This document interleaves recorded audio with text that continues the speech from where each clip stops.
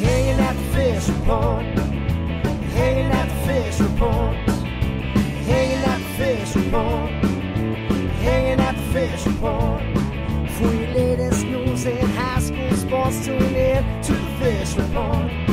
Don't need no bed, don't need no pull when you tune in to the fish report. Hanging at the fish report. Hanging at the fish report.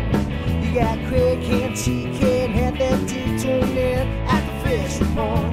Coming to you live from Studio F in Russia, Ohio. It's the Fish Report Live Show with your hosts, Craig Fissinger and Ken Francis.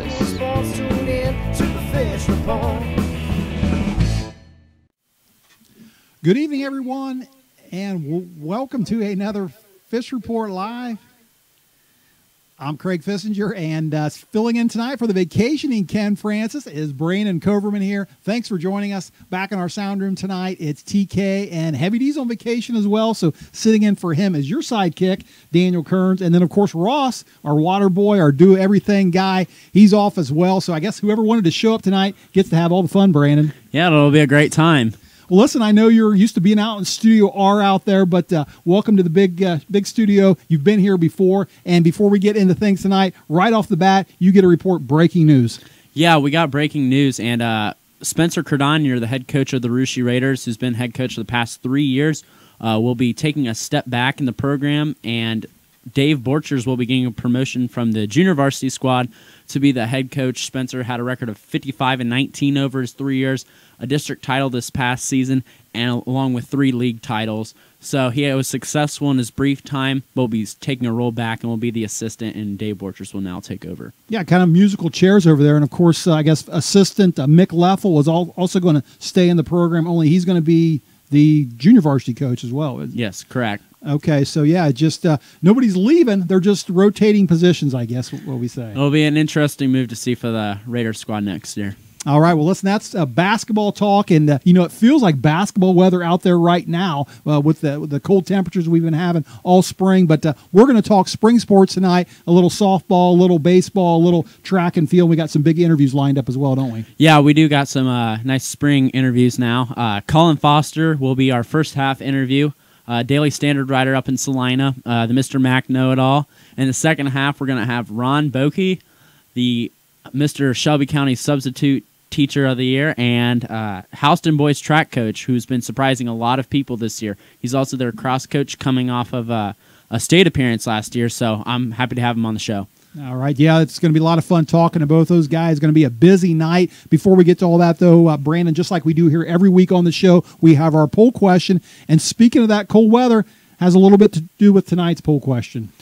Yeah, and tonight's poll question is, should the OHSAA postpone the April 29th tournament draw for baseball and softball 1 week on the account of cold and wet spring weather? And you only have 2 choices, yes or no. It's a pretty simple decision. We saw last week that the OHSAA is extending the season by 1 week starting next year, so that I assume that tournament draw will get pushed back next year too. Well, the tournament draw starts this weekend already, and they start voting, and then the actual tournament draw is on the 29th, I believe. But, it's just kind of with all these postponements, cancellations, just makes it kind of tough when you got only 3-4 league games in right now to decide who's the best teams in the area. So.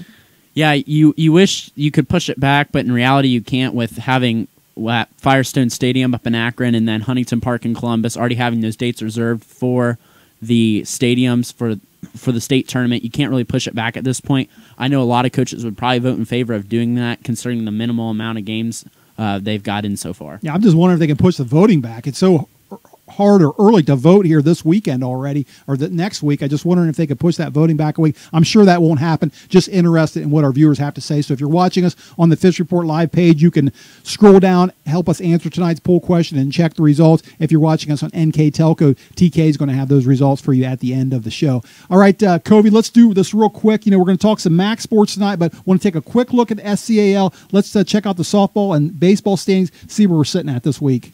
Yeah, well, the county softball standings is no surprise, but the Russia Raiders here in first place at 5-0 in the league. Right behind them is Anna, whose only league loss was a close loss to the Raiders. In third place, you got Houston, who has lost to both the two top dogs right now, Russia and Anna. Laramie at an even 2-2, Fairlawn at 2-4, Jackson at 1-4, and Botkins at 0-4 to round out the bottom. All right, in our baseball standings. And our baseball standings kind of look. The top three look pretty similar. Anna's up top with 4-0 record. They'll play Laramie tomorrow. Laramie's got a tough schedule coming up with Russia and Anna this week. Anna on Thursday, Russia on Friday, and then Laramie's got Anna again on Tuesday. They're in second place at 3-0. Russia at 3-1 right now, being in third place, having that lone loss to Anna. Jackson Center 2-3, then Houston, Fairlawn, and Botkins respectively, filling out the bottom. All right, well, a lot left to play yet in the SCAL, a lot left to play in the MAC as well. We want to talk a little MAC tonight because we haven't talked about them all season, and our next guest is a guy that we call him the MAC guru, I guess, and we're happy to have him live on the phone right now. He is sports writer Colin Foster from the Daily Standard up there in Salina. And Colin, welcome to Fish Report Live. Thanks for joining us. Hey, thanks for having me. I'm glad this Matt Guru nickname is sticking. Yeah, I saw on Twitter today, Scott Ward over there at 97.5 FM, the Tiger WTGR, called you the sports, or maybe you called yourself the Mac Guru over there. But anyway, we're glad to have you because we don't know anything about the MAC, and we want a little help on this. You know, our poll question tonight, Colin, we were asking our viewers out there if we could push this voting back. It starts this weekend already for the tournament, and you know, I don't know. You follow this pretty closely. Is it fair to start voting already this weekend on who's the best in the area and softball and baseball? It's a tricky question. I mean, I don't know. This has been a weird spring, quite honestly. I remember doing a rainout story. Like it was, I think, 10 days in the spring, and pretty much everything had been washed out. I think I talked to a meteorologist that day. We had like close to 4 inches of rain, and I think the temperatures are about 10 to 15 below what they typically are. It's definitely been a weird spring. I don't know if it's. I don't think a lot of teams are hitting their stride, but I think we're certainly starting to see kind of who's sort of standing out amongst the best. But yeah, I would be all for if they were to maybe push the season back a week or two. It might not cure the cold weather, but at least we'd get a little bit warmer temperatures, I think. All right, well, they're going to start voting this weekend. That's a fact. And, you know, if you were to start voting this weekend, let's start out with MAC softball, Colin. Give me an idea, you know, who are some of the better teams in the MAC? Who would you vote for as the best teams if you had to start voting this weekend already? I know the polls just came out, and you had Parkway ranked #1 in Division IV, which, I mean, quite honestly, it's not surprising just based on their reputation and based on what they have back. But certainly you got to say Parkway with Haley Hawk. She's a MAC Player of the Year 2 years in a row. Then you got Minster, too, who brought a lot back. And then even, I'd say Coldwater's up there. I think Versailles, I don't know much about Versailles, but from what I understand, they've got a lot back. And the New Bremen, too. But, yeah, certainly Minster and Parkway, I would say, are the two that really stand out at this particular juncture. Last year, I mean, they kind of had a history going back to last year. Parkway beat Minster in the district final. And then Parkway, you had to go on the regionals and end up falling to, I think, the eventual state champion. But, yeah, I mean, Parkway wants a state run this year. I talked to a lot of them before the regular season. That's what they want. They want state this year, but you got a feeling that Minster right now is probably the primary threat in that division, or at least in that district. Minster's actually the team that's leading the MAC right now. They're last unbeaten. And Parkway actually just got upset. They were undefeated going into a game with Coldwater last Friday. And Coldwater's got a lot of people back from a district Division III title last year. So Coldwater comes up and beats them. So I think that's kind of how the MAC's going to go this year. It's going to be really hard for a team to run the table in the actual conference. Hi, Colin. This is Brandon Coverman. How about on the baseball side of things? Who are your favorites right now in the MAC? It's a typical year in MAC baseball, quite honestly. You got a lot of good pitching. A lot of teams bring a lot of really good players back. Standing out, I'd probably say Fort Recovery, certainly, and St. Henry, and then Coldwater. Obviously, they're actually the front runner right now, or not front runner, but I would say they're the top team right now, the last unbeaten. And I know Versailles has got a really good team. I know they got a kid going to Ohio State, the Niekamp kid, as a pitcher. So, but yeah, certainly some guys to look out for. Fort Recovery's Nick Twaits. He's going to be tough to beat when he's on the mound. He's a Kent State commit, potential pro prospect. So he's coming back for Fort Recovery. Anytime he's on the mound, he's going to be really hard to beat. They've got another kid, Cade Wendell, who's also a really good pitcher in his own right. And then St. Henry's got they got a Dalen Lange kid who's a really good pitcher. He was their quarterback on the football team. He's going to be tough to beat. It's really what it's going to come down to, and this is pretty much the case every year. It's really, you have a lot of good pitching in the MAC, and it's really it's coming down to basically the teams that execute the little things better, who are able to manufacture a run. And like I said with the girls race, I think it's going to be really hard for a team to go unbeaten in the boys race, like it typically is every year. Since we're voting on teams already, how about we vote on MAC Player of the Year for both baseball and softball? Who do you have at this point in the season? Well, both MAC Players of the Year are back, and Haley Hawk and Nick Twaits. So I think it's theirs until someone takes it. But yeah, I mean, there's certainly other kids that are capable of it. But with those two coming back, I'm sure they'd probably tell you the same thing. Like I'm hoping we win it. Colin, I got a chance last night to get over to Versailles to watch that Versailles hosting Fort Recovery, and of course Twaits and Niekamp were going at it in that game. Just a pitching duel over there. Twaits ended up going 5 innings. I don't know if he was on a pitch count but looked awfully impressive. I think he had 11 strikeouts. Niekamp went all the way into the 8th inning. Of course, that game went to 9 innings. But two guys just battling out there. I don't know, man. If I had to pick between those two guys, it's a tough call. The one's going to Ohio State, the other's going to Kent State. But two guys that are really just looked very good in spite of the conditions. But two guys that I think it's going to, it could come down to those two teams for the MAC title, as well as a few others that are in there that you mentioned.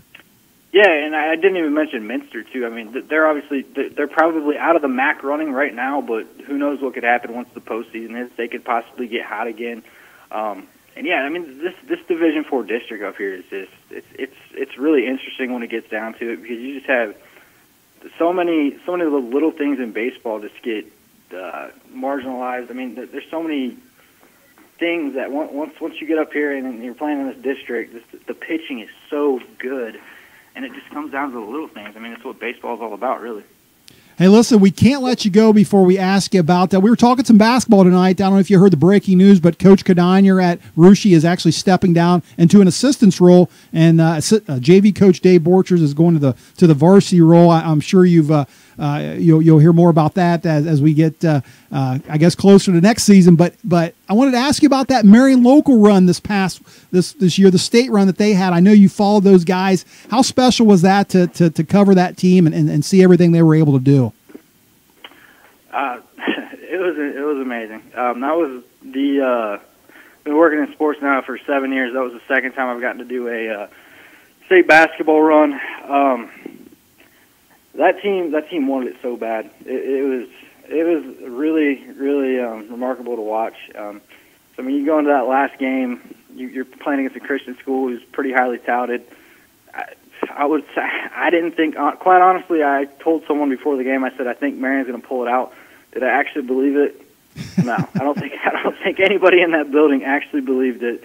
And just watch that game transpire the way it did. Just the want to and the attitude of that team. Quite honestly, that was one of the best runs I've ever witnessed personally, and I got to see it all. So, yeah, just seeing it all culminate at state, the way that game unfolded. Probably one of the best high school games I've ever watched. I don't know if you were in attendance, but if you got to watch it, yeah, just big shot after big shot. Just a lot of crazy moments. The bench dancing was probably one of the best things I've ever witnessed in basketball. And I think probably the whatever it was, 9,000 in attendance at the Schottenstein probably loved that bench more than anything. Yeah, great stuff there. It was certainly fun, and something I won't forget, even being a Shelby County fan. It was awfully neat to see our friends from the MAC over there win that title. So, hey, listen, Colin, thanks for joining us tonight. That's great stuff. Love talking to you, and hope to see you out there at the track or on the diamond when it's a little bit warmer. Definitely. Hey, thanks for having me. Always a pleasure. All right. And that was the sports writer for the Salina Daily Standard up there, Colin Foster. Again, always fun to talk to him and always fun to hear all things MAC from him. So listen, we're going to take a short break, but stay right there because when we come back, we're going to talk some boys track, including that interview with Ron Boeke about his Wildcats that just might surprise a few teams this spring.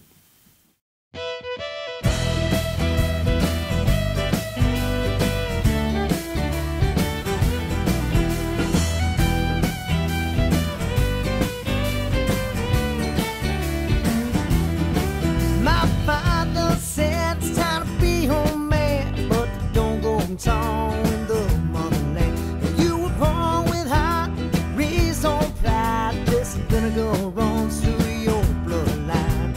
Oh, oh, oh, loaded, bruised, and slain. Oh, oh, oh, pride in this name.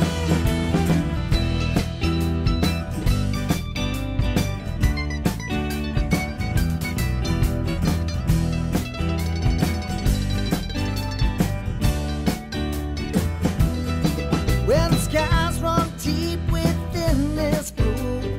False devised by foolish views. Religious divide among the may create civil war on my family land. Oh, oh, oh, bloody, bruised, and slain.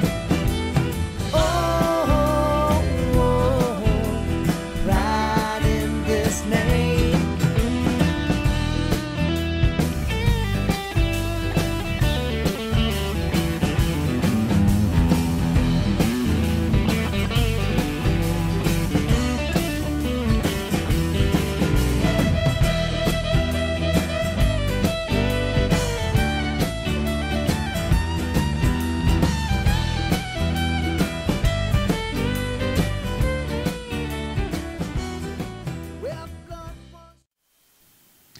And welcome back to the second half of Fish Report Live. Before the break, we were talking a little baseball and softball. Now going to talk a little track and field. And Covey, I know you don't, you know a lot about softball and baseball. Probably not so up on track and field, are you?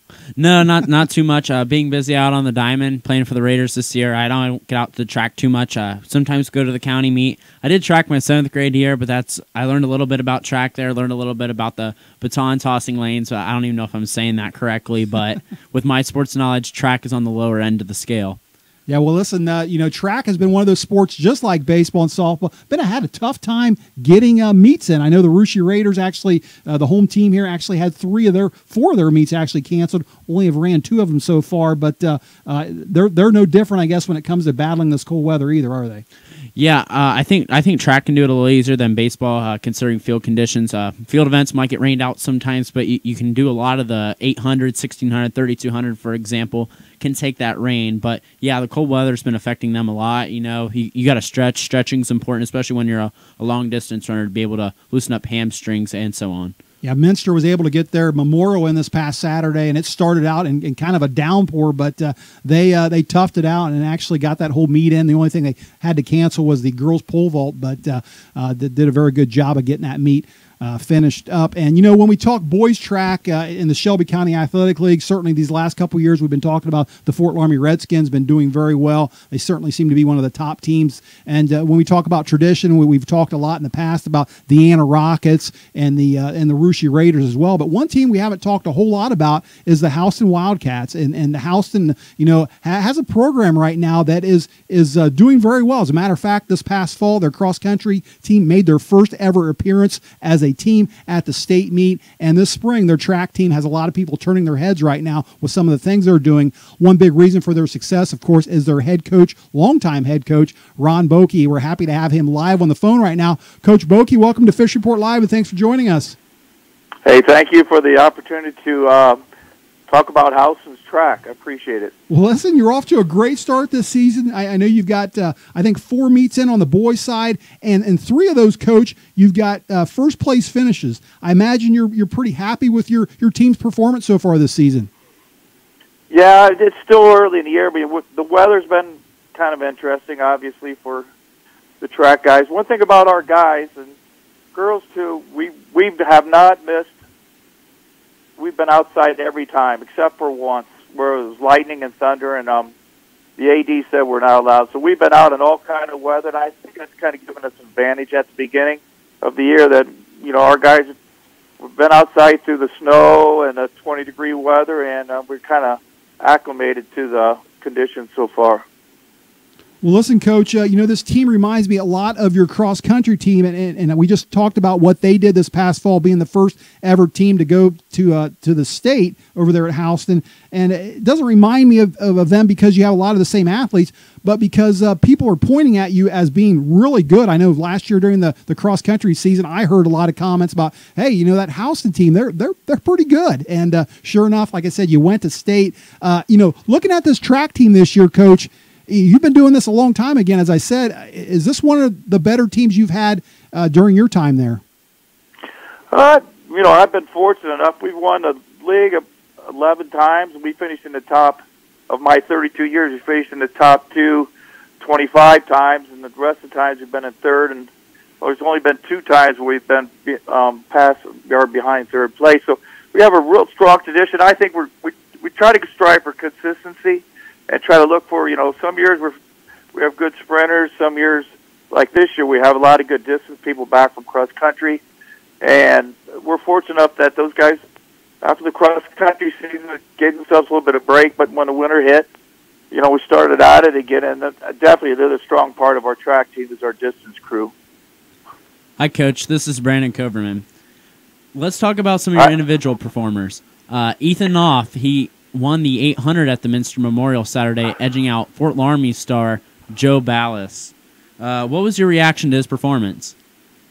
Joe and Ethan, I think they're good friends from cross country, and Fort Laramie pretty well handed to us all the cross country season, and then Ethan be able to eke out a victory over Joe was a pleasant surprise. But again, Joe Ballas and the Laramie guys will work hard and will work hard, and really everything points down to the league meet, which we are fortunate enough to have at our pretty new facility at Houston, which we're all proud of.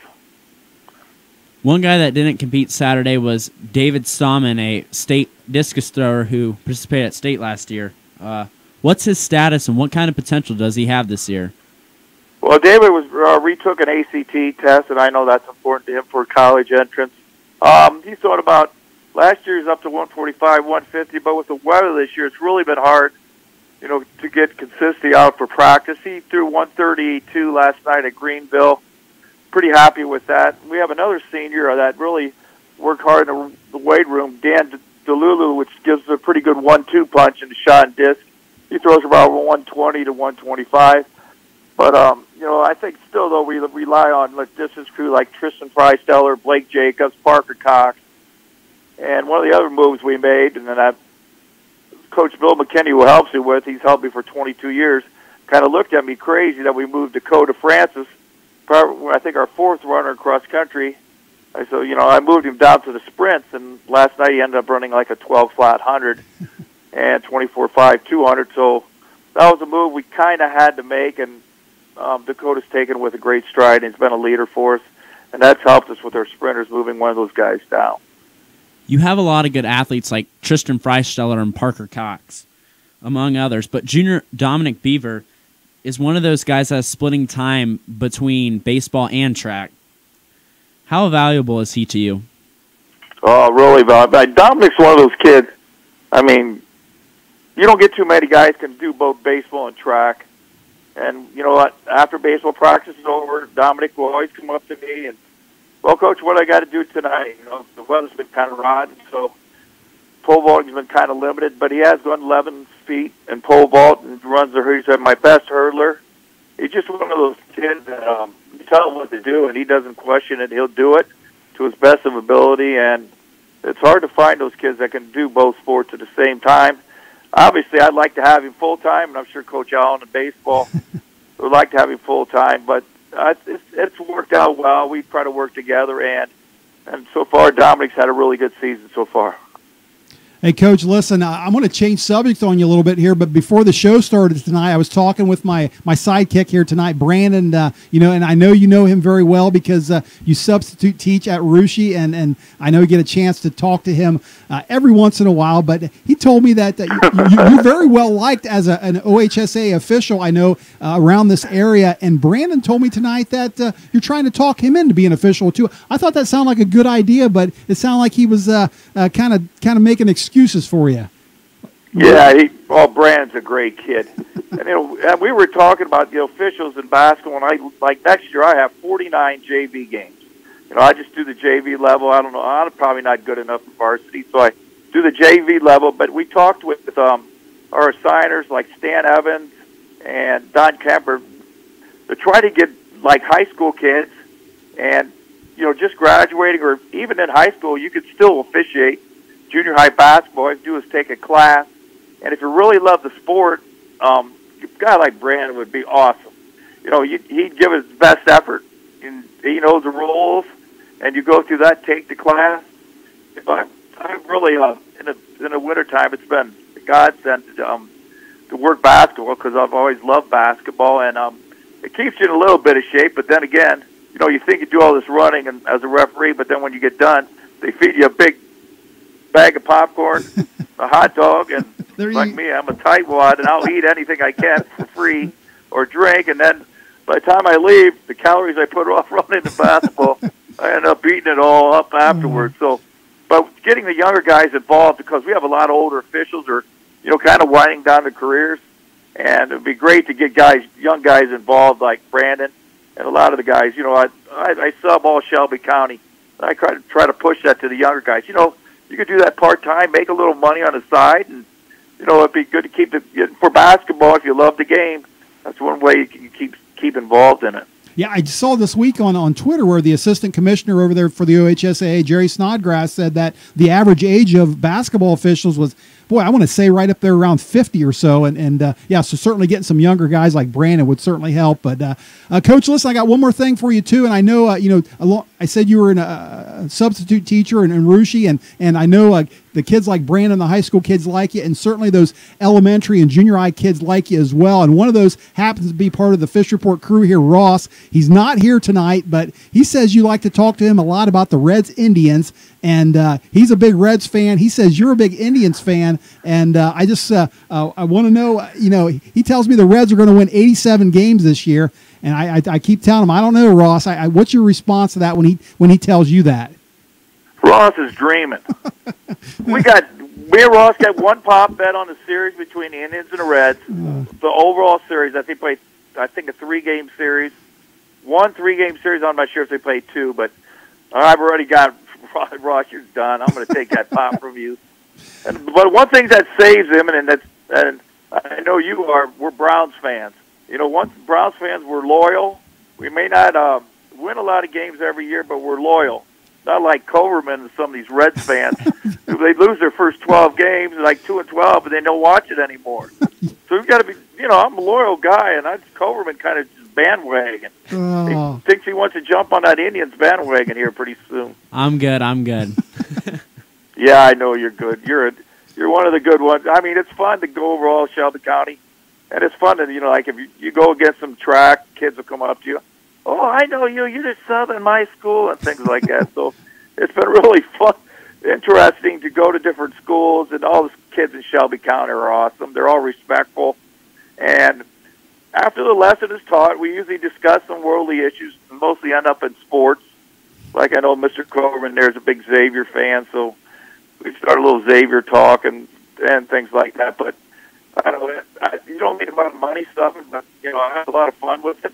And it's just passes the time, and it's really neat to meet some of the kids from the other schools.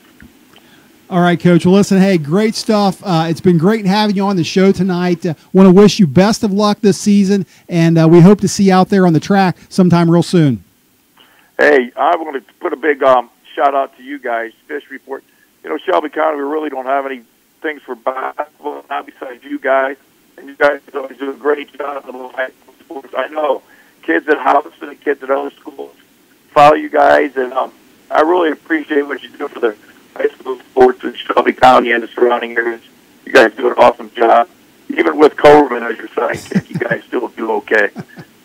All right, Coach, thanks for that. And like I said, we'll see you soon.